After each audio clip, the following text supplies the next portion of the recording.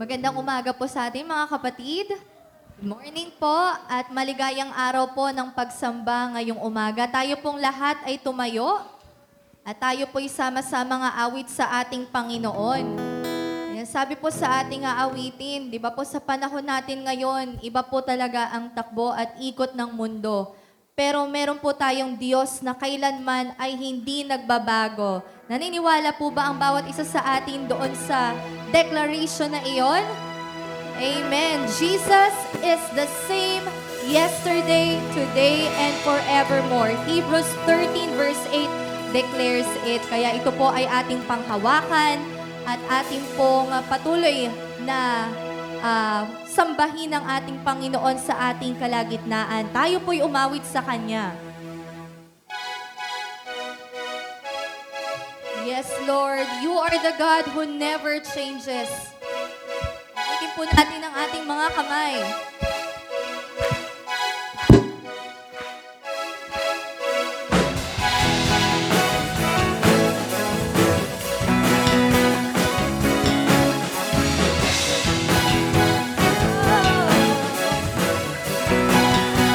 Let's sing Jesus the same.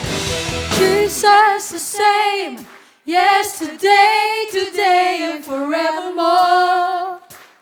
No other name that can save, deliver, and restore. Oh, Jesus the same, yesterday, today, and forevermore. There is no other name that is greater than Jesus.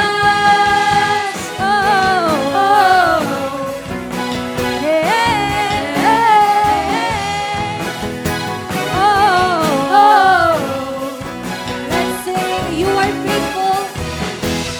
Faithful, powerful, wonderful. Jesus is beautiful, merciful, supernatural. Jesus is highly, mighty, worthy.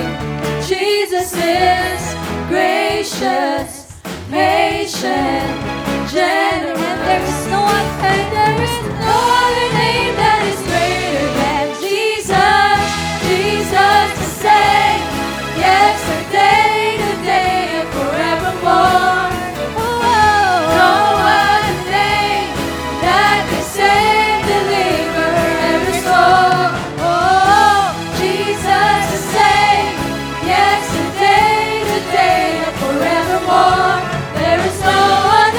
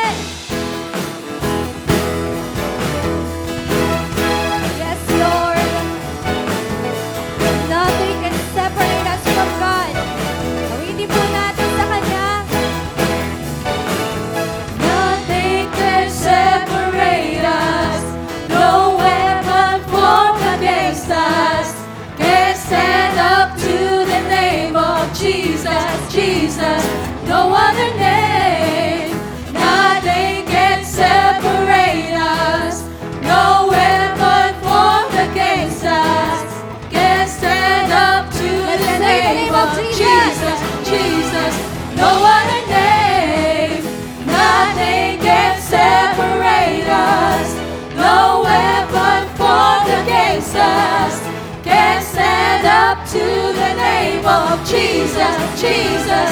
No other name. Nothing can separate us. No weapon formed against us can stand up to the name of Jesus, Jesus. No other name that is greater than Jesus. The same yesterday, today, and forevermore. Let's declare it. No other name that can save, deliver, and restore. Oh, Jesus the same. Yesterday, today, and forevermore. There is no other name that is greater than Jesus.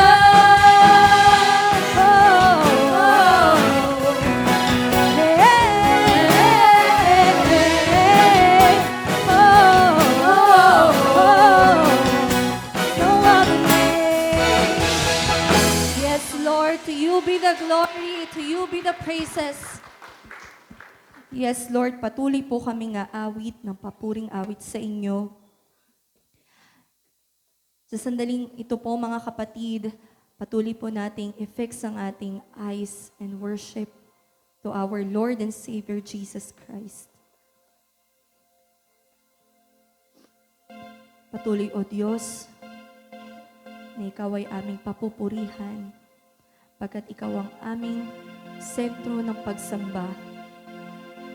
Yes, Lord, how beautiful, how wonderful is your name, the name above every name.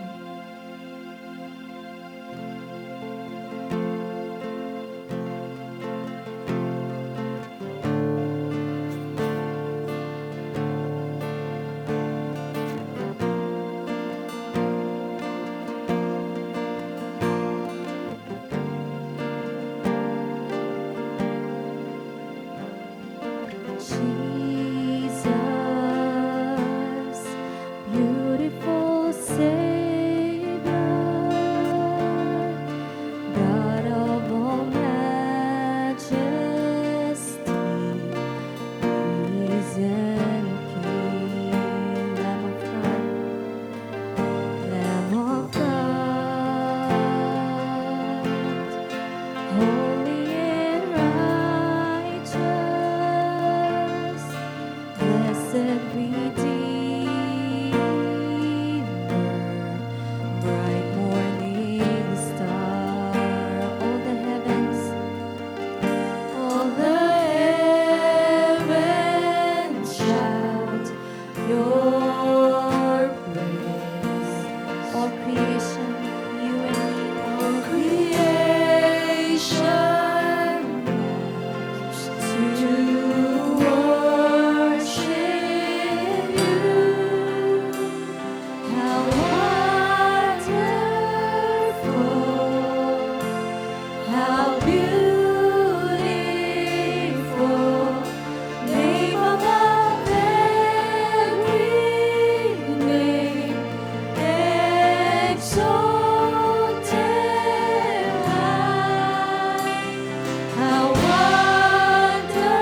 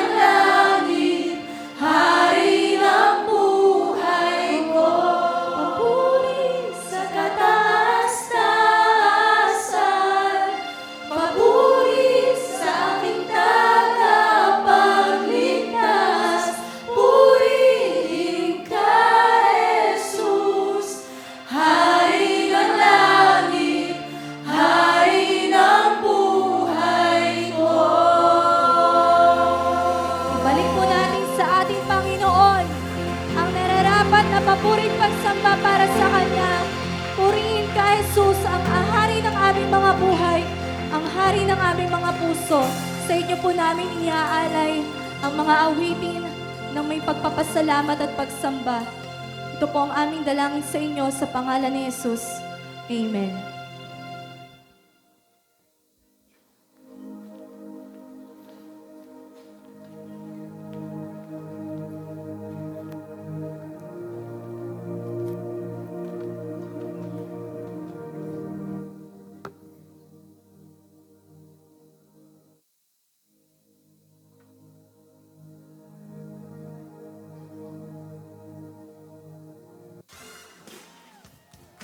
One of the best ways that we can prove that we love the Lord is by giving.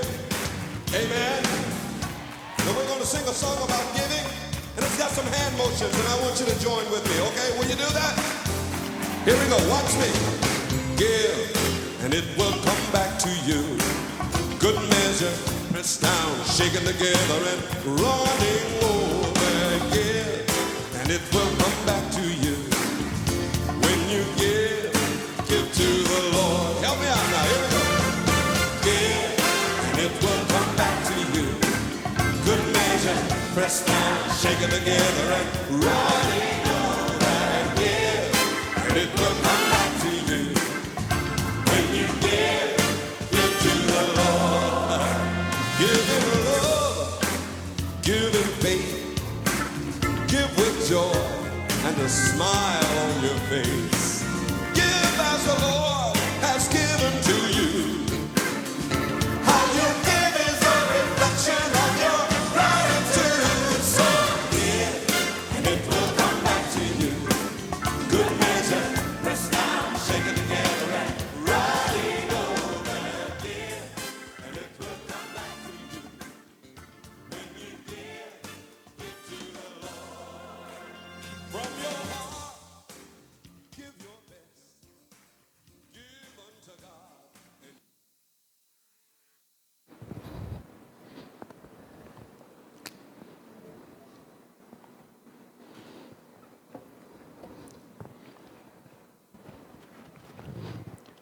Isang mapagpalang umaga po sa bawat isa po sa atin. Good morning po mga magulang ko at mga kapatid. Purihin po ang Diyos sa umaga pong ito sa panahon po muli na meron po tayo upang magsama-sama sa layunin po na ating pong bigyan po ng pagkilala ang ating pong Diyos sa ating pong mga buhay, sa lahat po ng kanya pong mga pagpapala, sa lahat po ng kanya pong mga ginagawa sa bawat isa po sa atin. Tunay po na ang umaga pong ito ay para lang po sa ating pong Diyos. Amen po ba? So tayo po ba ay nahahanda na ipagkaloob po sa Diyos ang ating pong panahon, ang ating pong pandinig, ang ating pong atensyon sa panahon ito ng pag-aaral po ng kanyang pong salita. Sige po, kung kayo po ay meron pong dalang Biblia, ay maaari niyo po bang buksan sa aklat po, sa Lumang Tipan, sa aklat po ng Oseas o Hosea. Yan. Actually po, ang ating pong mensahe po ngayon ay mula chapter 1 hanggang chapter 14. So siguro po mga 4 p.m. ay tapos na po tayo. Biro lang po. So buksan niyo po ang inyong pong Biblia po doon po sa Hosea chapter 1, talata pong 1 hanggang 10. At ito po ay pinapaniwalaan po natin po na sasaklaw na sa buong buong aklat po ng Hosea. Hosea chapter 1 verses 1 to 10, at maaari po ba tayo pong tumayo bilang paggalang po sa salita ng Diyos? At kung maaari ay hilingan ko po na ang kongregasyon po ay magtugunan po na natin pong basahin po ito. Una pong babasa ng verse 1 ang nasa baba, at babasa po ng pangalawa yung pong nasa taas. At hanggang sa ikasyam at pagdating po ng talata pong 10 ay sabay-sabay po natin pong babasahin ang verse 10. Sige po, atin pong basahin ang ating pong teksto sa umaga pong ito. Verse 1, nasa baba po.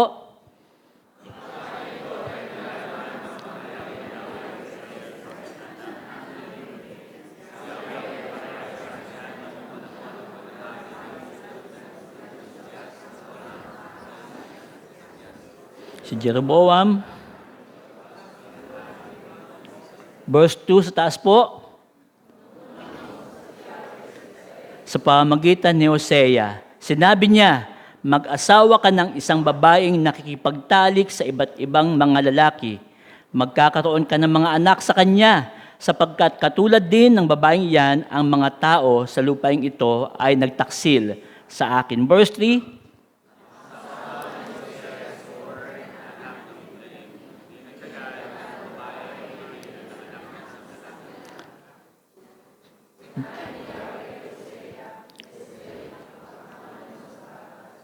sapagkat parurusahan ko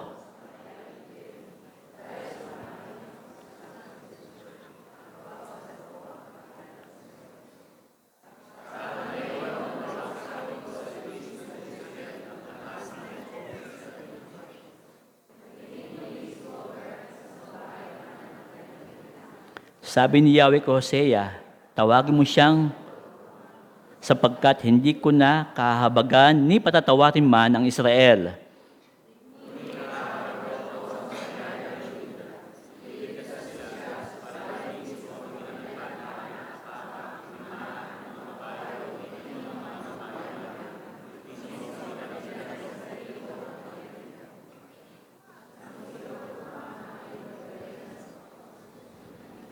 Naglihim muli si Gomer at nagsilang ng isang lalaki. Verse 9,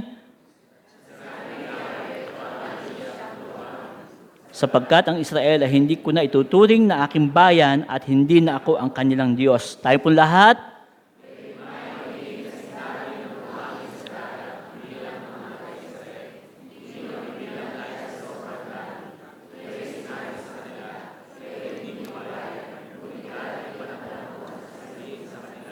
kayo ang mga anak ng Diyos na buhay. Ang Diyos po magpala po ng Kanya pong salita. Maaari po ba tayo pong yumuko minsan pa? At ating pong ilapit po sa Diyos ang ating pong magiging pag-aaral po sa umaga pong ito. Let's pray.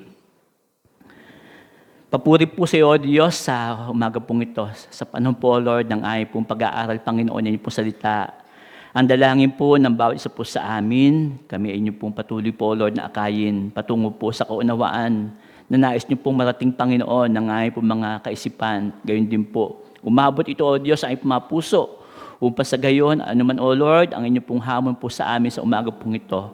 Ito po, Panginoon, ay magkaroon po ng paglalapat sa amin pong kanya-kanya pong mga buhay. I-bless niyo po, Lord, ang inyo pong mga anak.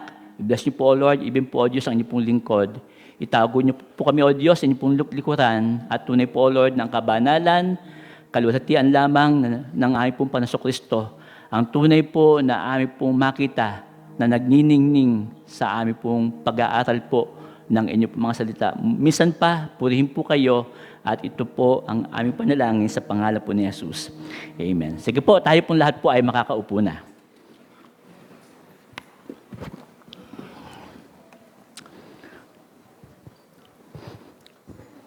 Minsan pa ho, magandang umaga po sa ating pong lahat. At sa ating pong panimula ay aminin po natin, mga kapatid, hindi po ba't may hangganan ang pasensya po natin? May hangganan po ang pasensya po ng tao. May punto po sa anumang relasyon natin sa kanino man na kapag nasaktan ka ng paulit-ulit, sasabihin mo na, tama na, ayoko na. Kapag niloko ka, ano ang gagawin mo? Iiwanan mo. Kapag pinabayaan ka, ang ating tugon, lalayo po tayo. Kapag sinaktan ka, susuko ka na. At hindi po tayo po masisisi dahil tao lamang tayo.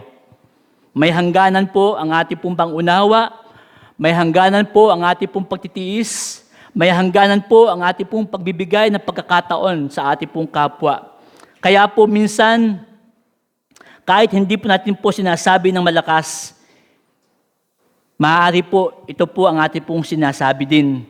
Siguro, ganoon din po ang Diyos. Kapag paulit-ulit tayo nagkakasala, kapag nangangako tayo pero hindi naman natin po tinutupad, kapag marunong tayong umawit sa simbahan pero malamig ang ating pong puso, kapag may Biblia po tayo sa ating pong kamay pero merong kasalanang tangan-tangan, iniisip natin, hindi kaya nagsasawa na din ang Diyos sa akin. Ngayon pong umaga, hayaan po natin pong dalhin tayo ng salita ng Diyos sa isang aklat na sumasalungat sa ganito pong kaisipan. Ang aklat po ni Hosea ay hindi po kwento ng isang perpektong bayan na minahal po ng ating pong Diyos. Ang aklat po ng Hosea ay kwento po ng isang bayang paulit-ulit na tumatalikod, ngunit patuloy na hinabol ng ating pong Diyos. At dito po lumalabas ang isang tanong na nawa ay mangusap po sa ating pong mga puso. Paano kung ang minamahal mo ay hindi sumusuko kahit paulit-ulit mo siyang sinasaktan? Yun po ang tanong na inilalagay sa harap natin mula sa aklat po ni Hosea. Ang Hosea po ay hindi po kwento ng mga mabubuting tao na karapat-dapat po na mahalin. Hindi po ito kwento ng pagsunod ng walang bahid, ng walang kapintasan.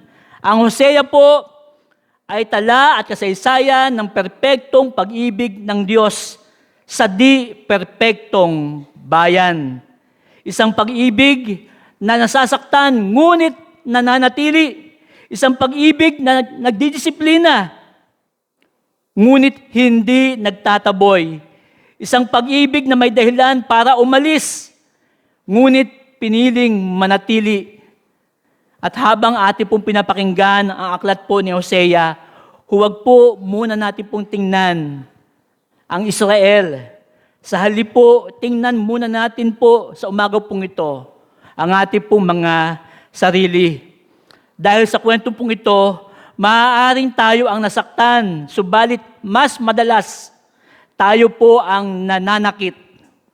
At dito po natin po makikilala ang Diyos na hindi sumusuko. Ang Diyos na ang pag-ibig ay hindi nakabase sa katapatan natin ng mga tao, kundi sa kanyang sariling katapatan.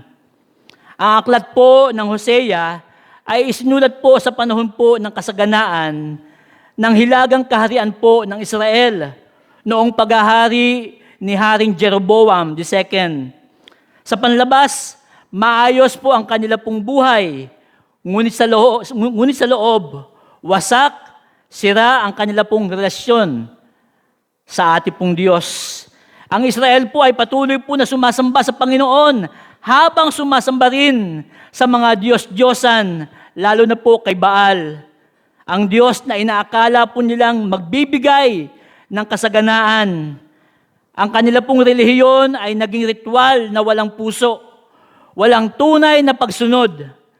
Ginamit po ng Diyos ang buhay po ni Hosea bilang buhay na mensahe, bilang buhay na sermon para po sa atin sa umaga pong ito. Kung atin pong babalikan ang verse 2, inutusan po ng Diyos si Hosea na pakasalan po si Gomer, isang babaeng magiging hindi tapat kay Hosea, na larawan po ng Israel na tumalikod po sa ating Diyos. Maging ang mga pangalan po ng kanila pong mga anak ay paalaala ng hatol at naputol na relasyon. Ngunit sa kabila po ng babala, malinaw ang layunin po ng Diyos. Hindi lamang magparusa, kundi tawagin po ang kanya pong bayan na bumalik sa Kanya. Dahil po malapit na po ang Valentine's Day, araw po ng mga puso, ang title po ng ating pong pag-aaral sa umaga pong ito ay pinamagatan po natin po na A Love That Will Not Let Go.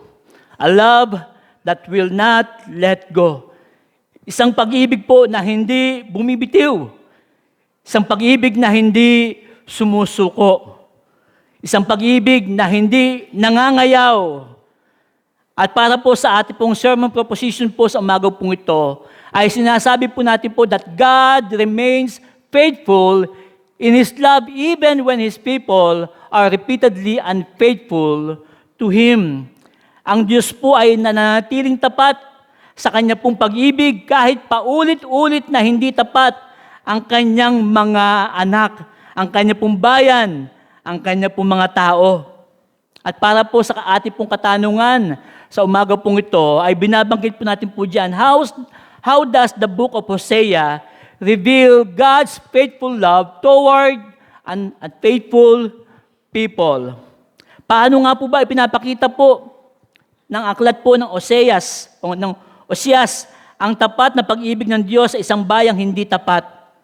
At ano nga po ba ang ipinapakita po at nais pong ipakita ng Diyos sa atin mula sa aklat po ng Hosea? Mayroon po muling 3 bagay na tayo po makikita po sa ating pong mensahe po sa umaga pong ito bilang ating pong pagsagot doon po sa ating pong katanungan. Una po na ating pong makikita dito ay tinatawag na yung failure, the failure, yung kabiguan ng bayan mismo ng ating pong Diyos.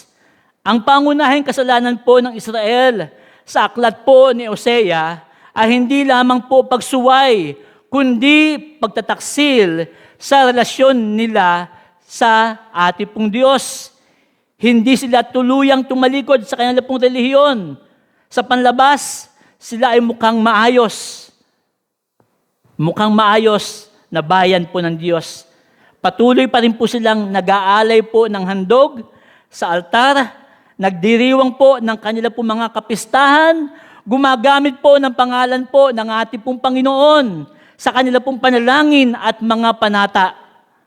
Ngunit sa kabila po ng lahat ng ito, hati ang kanila pong puso.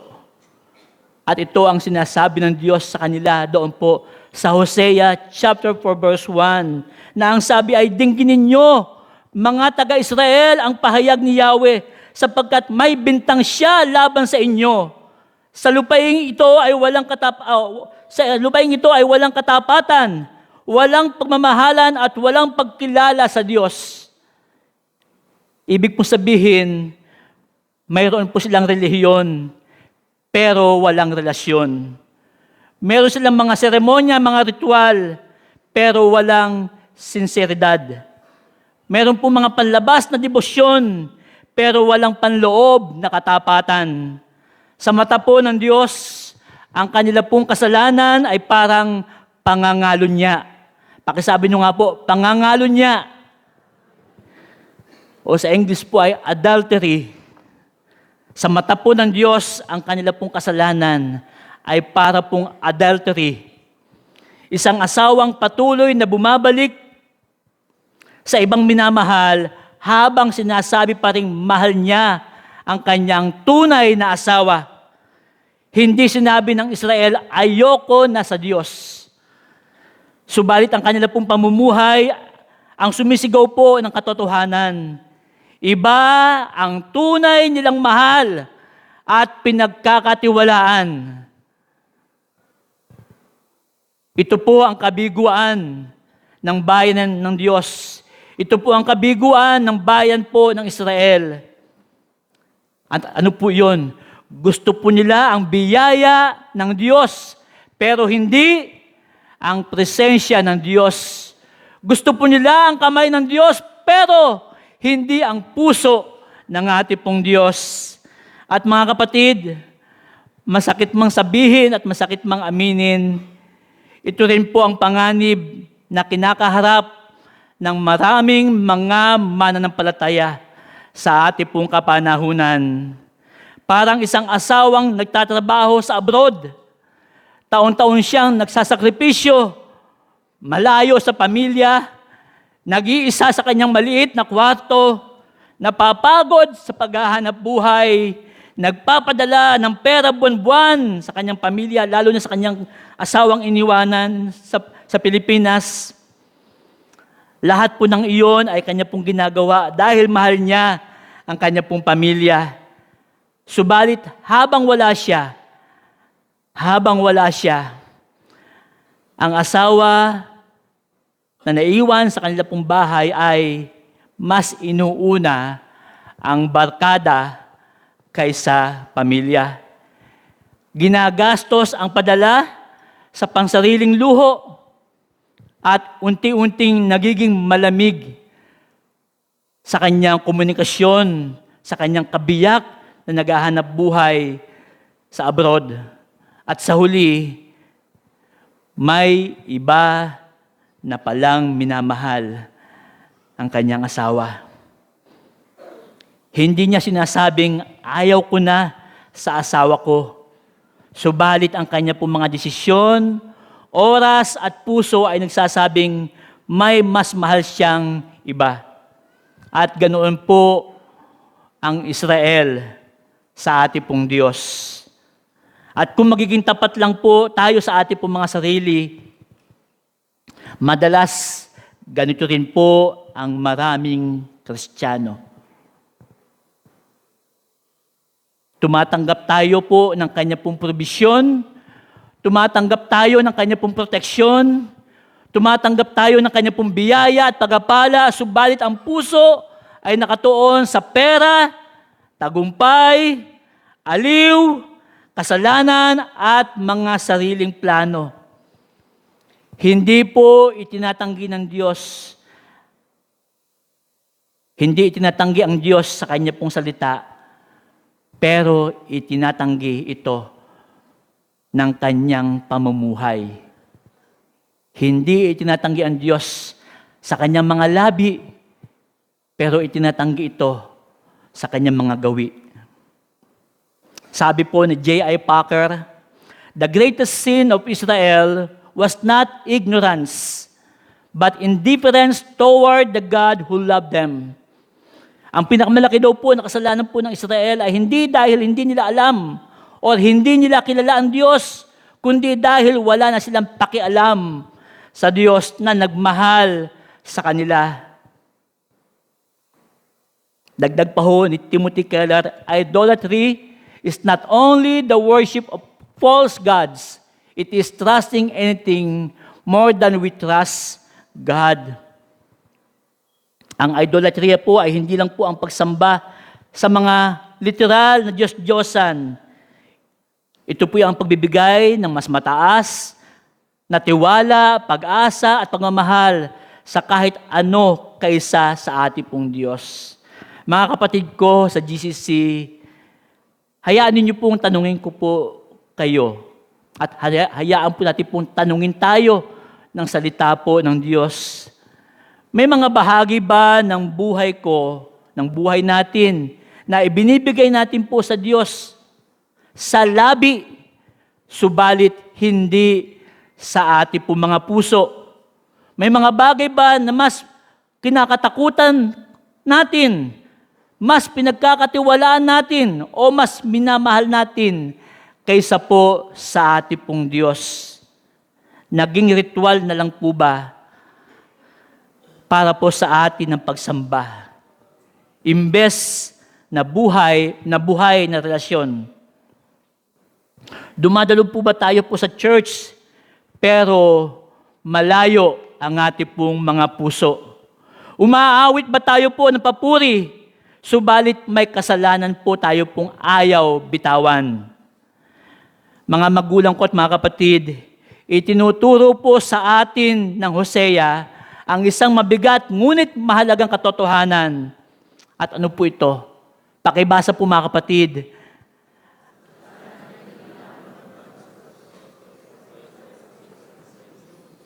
Ang kasalanan ay hindi lamang paglabag sa utos. Ito din ay pagtataksil sa pag-ibig sa atin ng ating Diyos. Kung kaya naman po, kailangan natin pong tandaan ang babala po sa kanya pong kasulatan. Sa Jeremiah 17 verse 9, ang sabi po ay, ang puso ay mandaraya higit sa lahat ng bagay.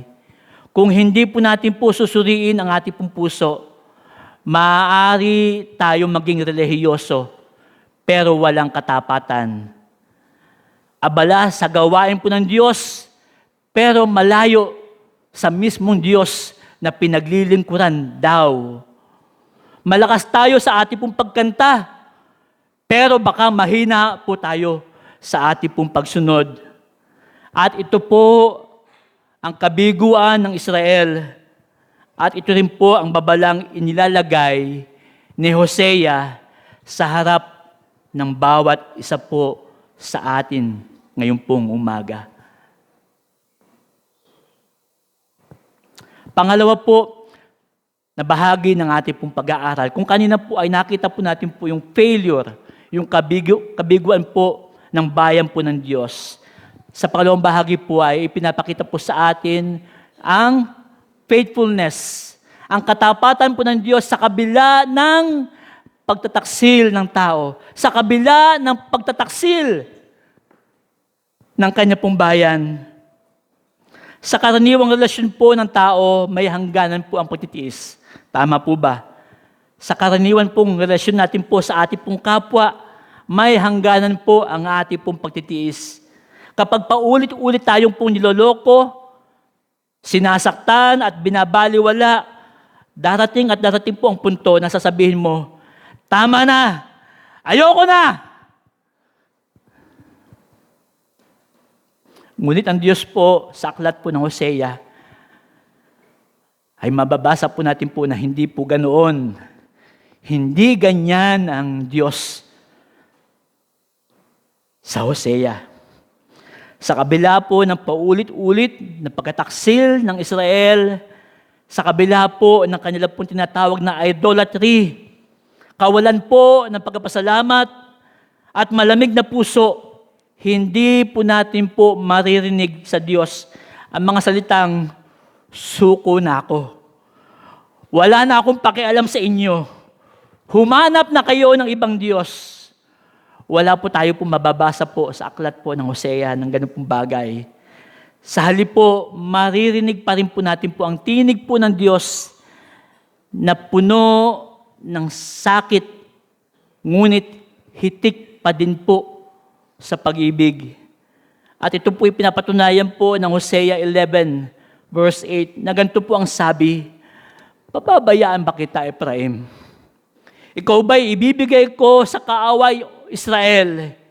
Hindi ito kayang gawin ng puso ko.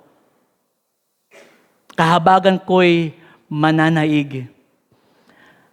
Ang tanong po na ito ay hindi po isang tanong ng kahinaan.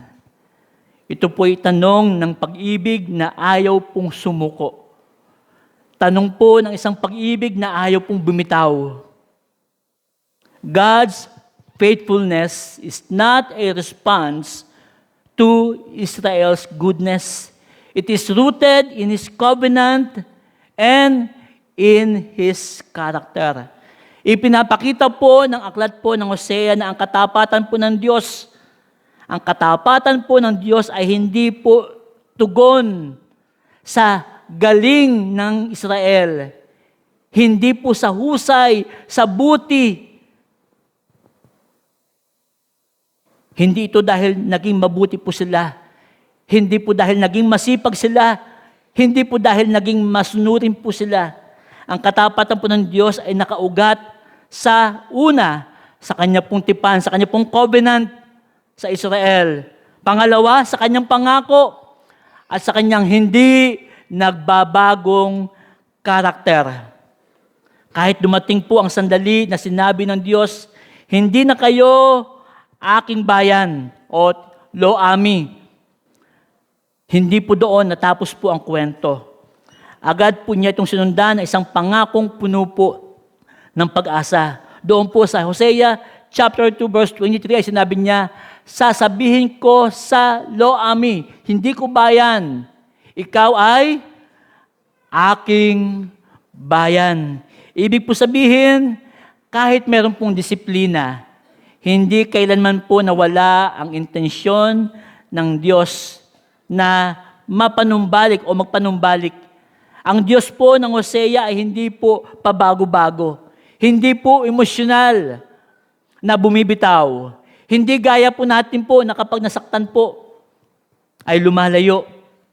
Siya ay tapat kahit po siya ay nasasaktan. Mayroon pong isang lola. Sino kayong lola to? Mayroon pong isang lola na may apo po na matigas ang bungo. Na paulit-ulit na nagkakamali. Pinagsasabihan, pinapagalitan, dahil umaalis ng bahay nang hindi nagpapaalam. Minsan ay hindi umuwi ng ilang araw sa kanilang tahanan. Maraming beses na napagalitan ang apo. Maraming beses na nasaktan ang puso ng lola. May dahilan ang lola para isuko na niya ang kanyang apo. Mayroong dahilan ang kanyang lola para isuko na at bumitaw na sa kanya pong apo. May karapatan po siyang sabihin na, bahala ka na sa buhay mo. Hindi ka rin naman nakikinig. Parang linyahan sa bahay po, no? Subalit, gabi-gabi po mga kapatid, pareho pa rin po ang kanya pong ginagawa. Pareho pa rin po ang ginagawa ng lola gabi-gabi. At ano po iyon? Nag-iiwan po siya ng ilaw sa kusina. May kanin sa kaldero, o may kanin sa rice cooker, may ulam sa lamesa, at may pinto na hindi nakasara. Hindi dahil sigurado po siyang uuwi ang kanya pong apo, kundi dahil handa siyang tumanggap, handa siyang tanggapin ang kanyang apo kung sakaling umuwi ito ng bahay. Hindi po bulag ang lola sa kasalanan po ng kanyang pong apo. Hindi niya sinabing tama ang ginagawa ng kanyang apo, ngunit mas malakas ang kanya pong pag-ibig kaysa po sa kanyang galit. Ganyan po ba tayo mga lola? At Rowena, ganyan ba tayo? Mas malakas ang kanya pong pag-ibig bilang lola kaysa po sa kanya pong galit. At ganito po mga kapatid, ang Diyos sa aklat po ng Hosea, hindi po siya bulag sa kasalanan po ng Israel, pero hindi niya isinasara ang pinto ng awa. Hindi siya bulag sa ginagawa ng Israel sa kanya, pero hindi niya isinasara ang pinto ng kanyang awa. Sabi po ni R.C. Sproul, God's covenant love is not sustained by our obedience, but by His unchanging faithfulness.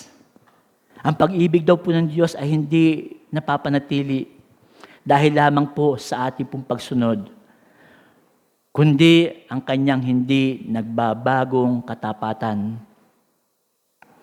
Kung ang pag-ibig po ng Diyos ay nakadepende po sa ating pong performance,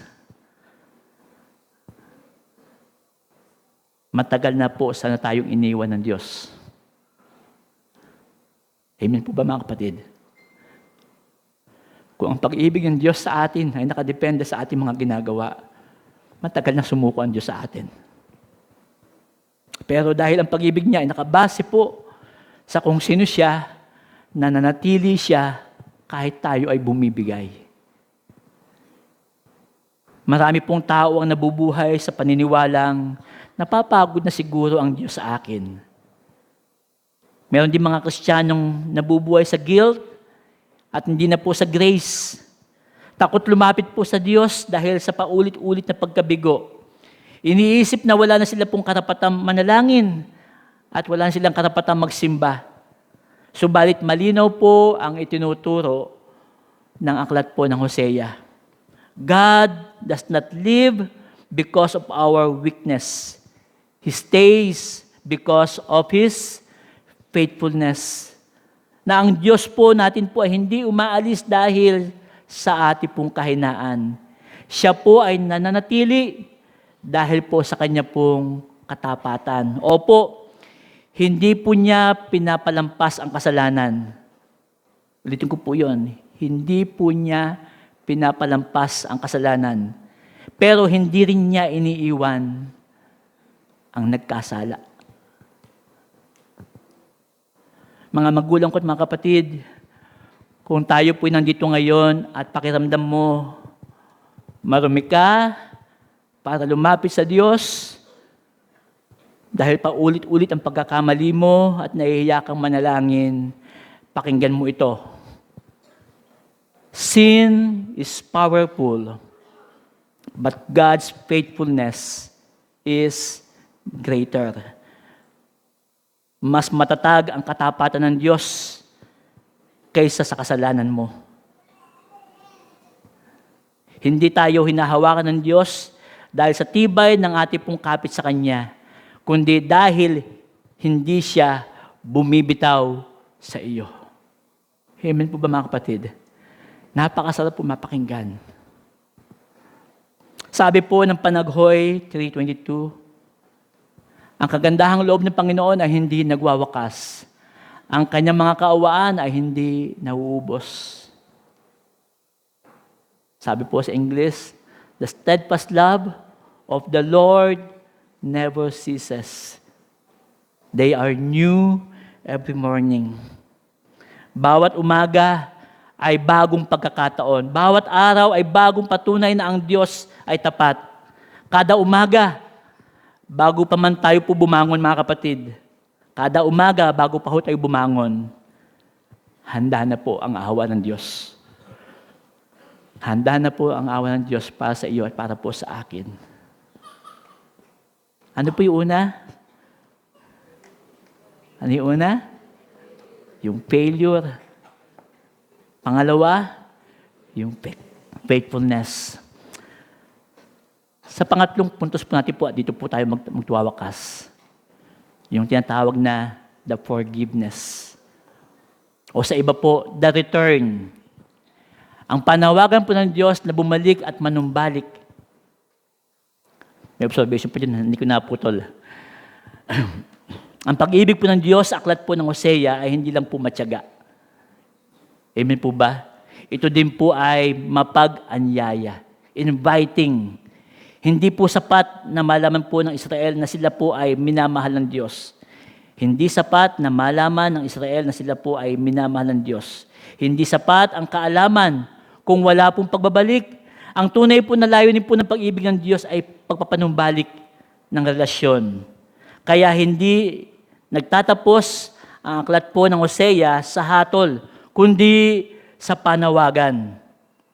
Sabi po ng Hosea 14, verse 1, ating nga pong basahin po mga kapatid, bumalik ka, O Israel, sa Panginoon mong Diyos. Take note po mga kapatid, hindi sinabi ng Diyos, umayos ka muna.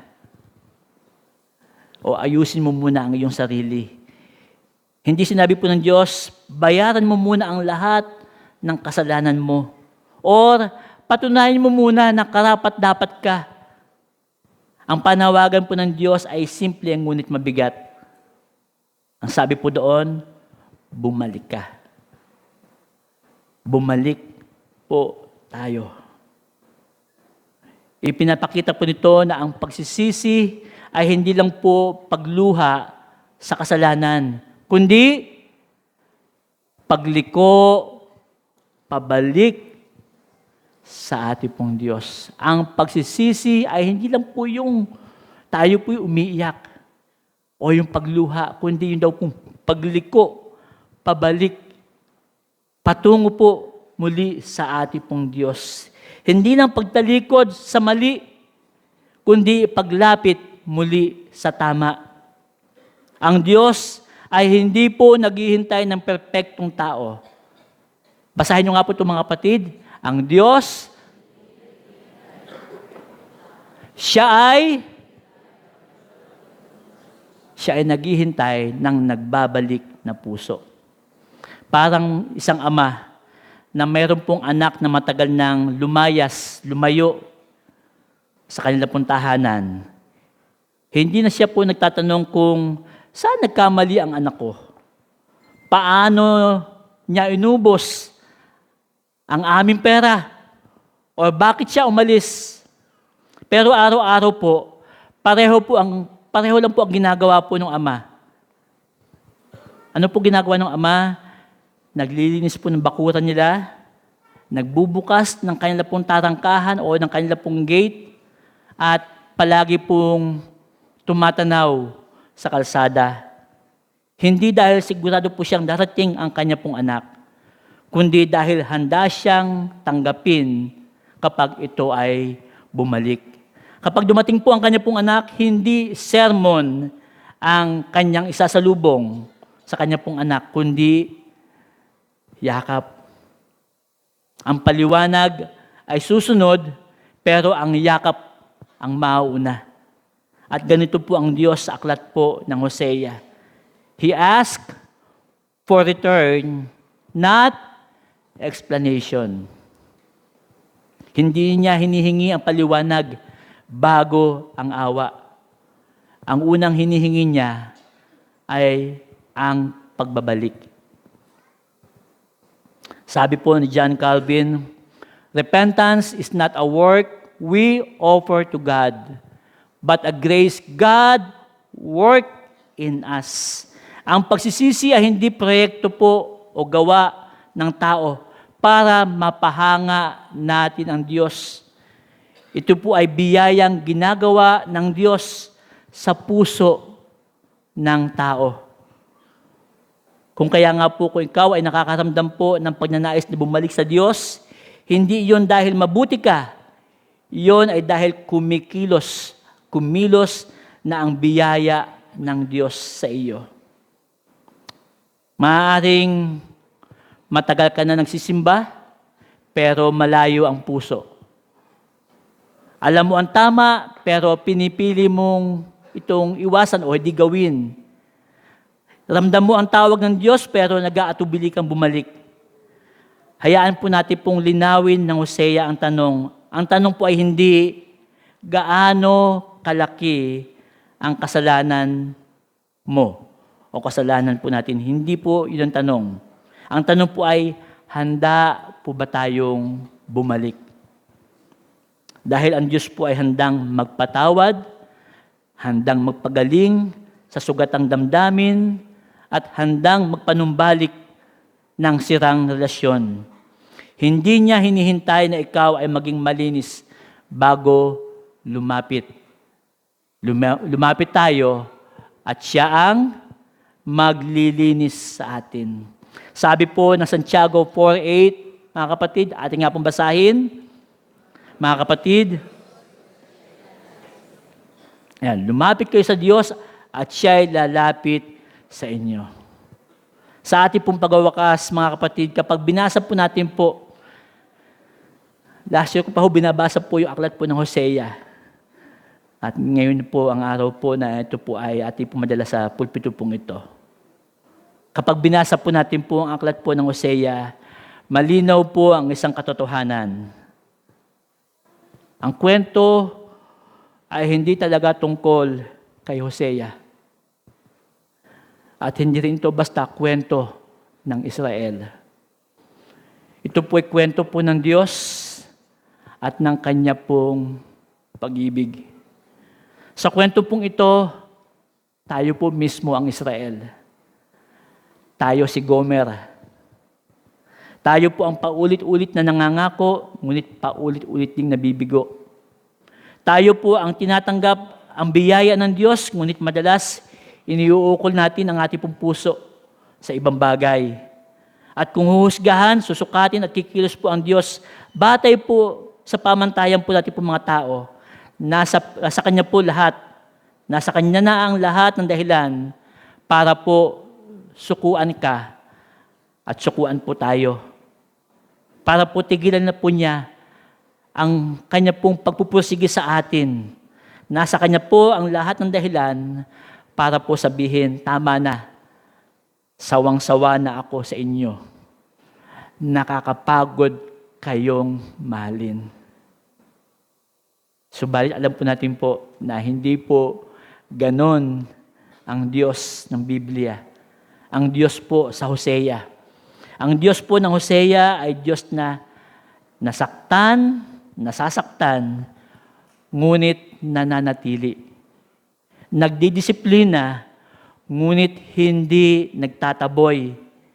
May kapangyarihang humatol, ngunit pinipiling magmahal. At ang lahat po ng ito, kung ating pong gugunam-gunamin, ang lahat po ng ito ay nagtuturo sa atin pabalik sa ating pong Panginoong Kristo. Si Jesus ang tunay at dakilang Hosea. Ang tapat na asawa na humabol sa kanyang taksil na nobya. Hindi niya tayo hinabol sa pamamagitan po ng salita lamang, kundi sa pamamagitan ng kanyang buhay at kamatayan. Sa krus ay dinala po ng ating pong Panginoon ng hatol na para po sa ating mga pagtataksil. Ang lo-ami na dapat po ay para po sa atin na kanya pong tinanggap upang tayo po ay muling matawag na aking bayan. Hindi po niya sinabi sa krus na ayusin muna natin ang ating pong buhay. Patunayan po muna natin po ang ating pong sarili. Ang sinabi niya sa krus, naganap na. It is finished. Ibig po sabihin, kumpleto na po ang bayad at bukas na po ang daan. Kaya tunay po na posible ang pagbabalik. Kaya ngayon, ang tanong po ay hindi, mahal ba ako ng Diyos? Ang tanong po ay, babalik ba tayo sa Kanya, mga kapatid? Babalik ka ba mula sa mga Diyos na hindi makapagliligtas? Babalik ka ba mula sa isang panampalataya o relihiyon na walang puso? Babalik ka ba mula sa buhay na may kahati ang ating pong Diyos? Ang Diyos po ng Hosea ay naghihintay pa rin po sa iyo at sa akin. Ang pinto po ng awa ng Diyos ay bukas pa rin po sa iyo at sa akin. At ang tinig ng Diyos ay pareho pa rin po ang sinasabi para po sa ating lahat. Bumalik ka. Bumalik ka sa akin. At kapag ikaw at ako ay bumalik, hindi kanya sasalubungin ng kanyang galit. Ang sasalubong sa iyo at sa akin ay ang kanyang biyaya. Hindi kanya yayakapin dahil karapat-dapat ka, kundi dahil tapat siya. At ito po ang ebanghelyo ayon kay Hosea. At ito rin po ang ebanghelyo ayon sa ating pong Panginoong Jesucristo. Ang Diyos po ang magpala po ng kanya pong mga salita. Magandang umaga po sa ating pong lahat.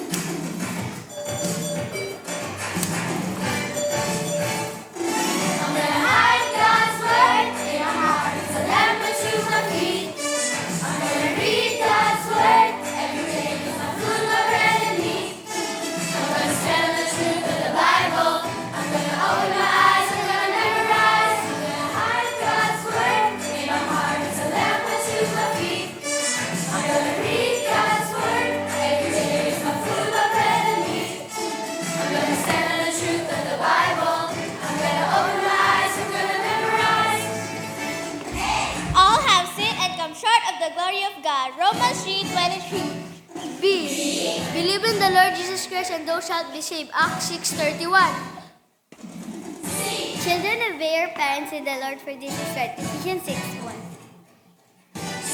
Depart from evil and do good. Psalm 34:14. Even a child is known by his doing. Proverbs 20:11. Fear for not, for I am with thee. Isaiah 40:5. God is love. 1 John 4:8. Honor thy father and thy mother. Exodus 20 verse 12. I'm the vine, you're the branches. John 15:5. I'm God's word. My heart is a lamp to my feet. I read God's word every day. It's a simple melody. I stand in the street of the Bible. I'm gonna open my eyes to memorize. Jesus wept. John 11:35. Keep thy tongue from evil. Psalm 34:13. Look unto me and be saved. Isaiah 45:22. Marvel not, ye must be born again. John 3:7. No man can serve two masters. Matthew 6:24. Oh, give thanks unto the Lord, for he is good. Psalms 118:1. Praise the Lord, Psalm 47 verse 1. Quench not the spirit. 1 Thessalonians 5:19. Remember the Sabbath day to keep it holy. Exodus 28.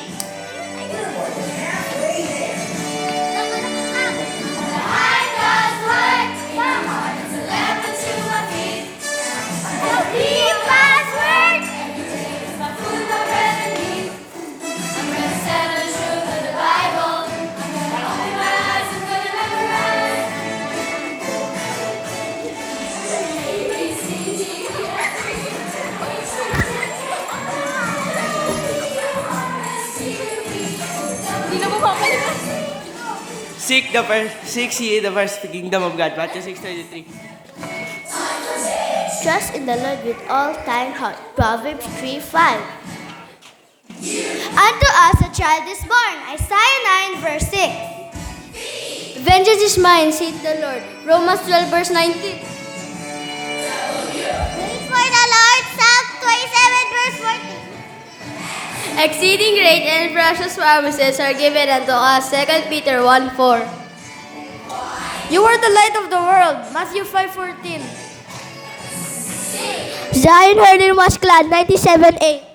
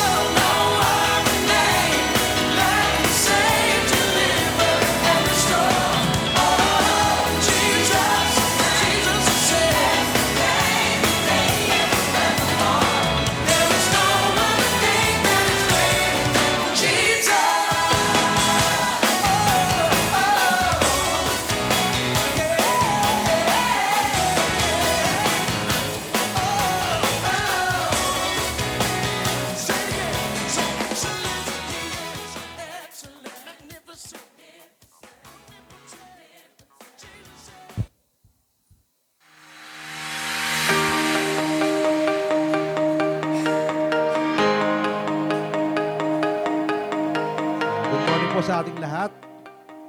Purihin po ang Panginoon at tayo muli nagkasama-sama sa araw nito ng ating pagsamba. Masaya po ba ang lahat na tayo nagkita-kita? Yan, mas masaya po ang Panginoon at tayo ay kanyang nakita ngayong umaga. Narito po ngayon ang ating naging attendance sa atin pong pagsamba. February 8 po, 2026. Kanina po sa ating morning prayer, ang adult po ay 134, ang kids ay 12, at ang kabuuan po ay 146. Sa atin pong Sunday service, ang adult po ay 367, ang kids ay 14. Sa kids life po ay mayroon pong 50 bata, 6 na teachers, 3 parents. Unahin niyo po kailan ang ating total ngayong umaga. 440. Purihin po ang Panginoon. Sorry po. Wala po tayong first-time attendees pero meron po tayong isang kapatid na balikbayan. Ang ating pong Alison Arevalo. Welcome back po muli sa ating church. Muli po, salamat po sa ating Panginoon.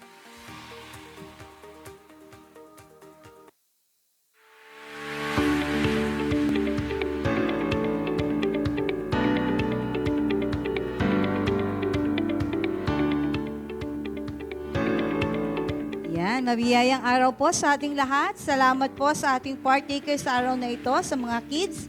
Gayon din po sa ating tagapagdala ng mensahe ng Panginoon, Pastor Charlie Gugulan. Narito po ang ating mga pahayag. On Sunday po, February 15, ang ating pong worship service ay magsisimula sa ganap na 7 ng umaga. Ang ating pong sponsor, flower offering sponsor, Mr. and Mrs. Antonio and Myra Ode. Coffee and pandesal sponsor, Mr. and Mrs. Jing and Grace Policarpio. Ating pong partakers sa araw na iyon ay ang Calcab Choir or ang ating special number. This Saturday po ay Valentine's Day. Ito po yung okasyon na usually sineselebrate by couples. However, did you know that this isn't just for those partners? Ito po ay para rin sa ating Panginoon na nagmamahal sa atin lagi. Ito po ay para sa lahat na nagmamahal, a love for our Creator, love for God. That is why on Sunday, February 15, we will celebrate it and we will call this Love Sunday. Panoorin po natin ang short video na ito.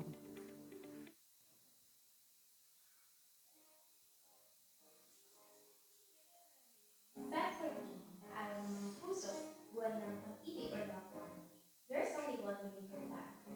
Flowers are gonna be overpriced, everyone was spraying red, bigla na lang magmamahal kung career siya yung natanggap mo or proya. And everyone's going to be asking you, anong love language mo?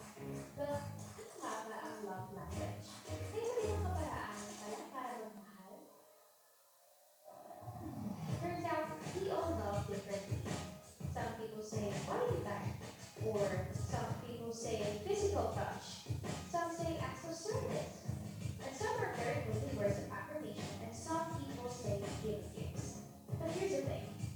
Before we ever learned how to love other people, before we even knew what a love language was, God already loved us. And not just in one way. God doesn't have a preferred love language. He speaks all five.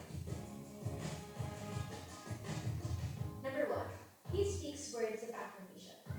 When we're tired, anxious, or pretending we're okay, God knows exactly what to say through His personal love letter. Number 2, He gives us quality time. He stays, He doesn't leave us. He's literally our everyone. He's right there, in the middle of our mess, our worries, and even when we forget to check in. Number 3, He shows acts of service by providing, protecting, sustaining us, and sending His Son, Jesus, to serve us. Jesus humbled Himself, took on our mess, and went all the way to the cross, bearing our sins, our brokenness, and our failures. That is the biggest act of service ever. Number 4, He gives the best gifts. And when I say the best gifts, they're definitely not the typical gifts we receive on Heart's Day. He gave grace, He gave mercy, and He gives only the God stuff. You might be wondering, what about physical touch? Physical touch is all about closeness, right? Hugs, high fives, holding hands, that feeling of I'm here for you. Well, God does that too, except He never lets go. His love reaches us even when we feel far away. He comforts, He guides, He holds us, sometimes through His Spirit. We can't see it or touch it like a teddy bear, but His presence is real. And every time we give, we let His love touch others through us. And the truth is, we're not worthy of this kind of love. No offering can repay it. No amount can match it. If we're being honest, even our best giving is still not enough. But that's the point. We don't give because we're worthy. We give because He is.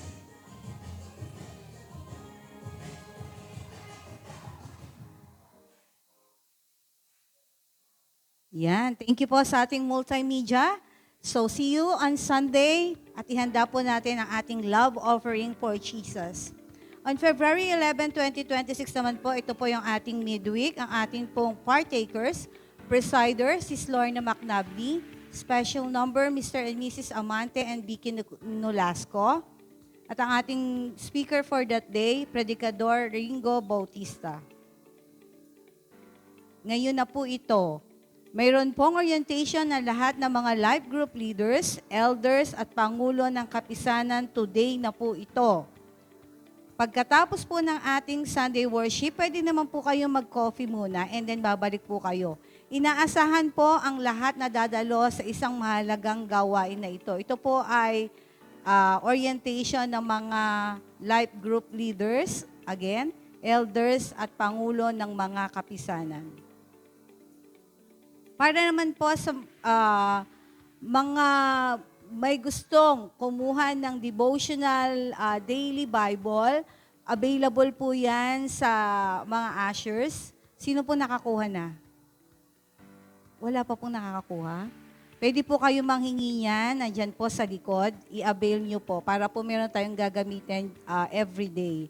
Para naman po sa mga CalCab, yan, Co-Lab, panawagan po sa lahat ng mga kalalakihan at kababaihan. Meron po tayong joint fellowship sa February 15, sa Sunday na po ito na may title na Co-Lab. Gaganapin po ito sa church, main hall. Inaasahan po ang inyong pagdalo sa unang gawain na ito. Mayroon po tayong registration fee na 100 pesos. Para naman po sa mga kalalakihan officers, mula sa inyong Pangulo, Brother Christopher de la Cruz, kayo po ay pinakikiusapan na manatili after worship service para sa sandaling pagpupulong. Pahayag naman po para sa New Gen, no New Gen Fellowship today, February 8, pero kita-kits po ang lahat ng YWAP on New Gen Fellowship on February 15 sa New Conference Hall, 2nd floor, with the theme, God-created relationship, organic encounter. Yan.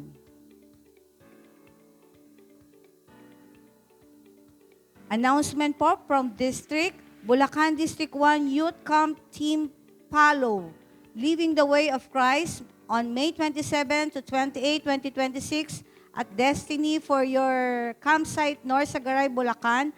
Lapit lamang po kay Sister Ella Herman sa inyong President at kay Sister Ishi Ignacio for pre-registration.